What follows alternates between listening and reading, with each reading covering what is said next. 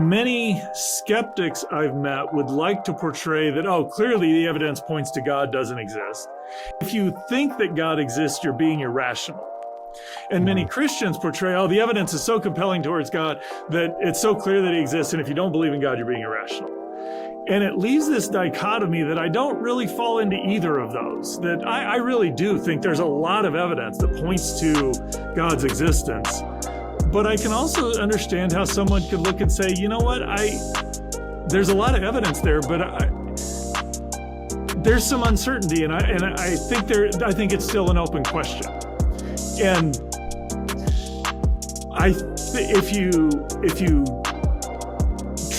if somebody were to treat that like that was an unhonest question, I would quit listening to you, because it just says you don't really understand. You're kind of dismissing the actual struggles and thoughts and intellectual and social wrestling that I'm doing here. And so I think there's some people in that category. I would put myself, I tend to be in that kind of middle range of, I think there's strong evidence for it, but I could see why it's not compelling to certain people. And I actually think, scripturally speaking, that's the way the Bible describes things. I mean, when you think about it, if the Bible is correct, and I'm convinced it is, you've got the second person of the Godhead in human form walking on the earth, and people still didn't believe he was God.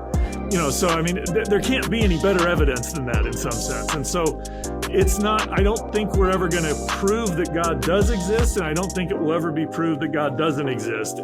There's data, if you want evidence to believe that God exists, there's an abundance of evidence, but it's not something that compels you to do that or be irrational.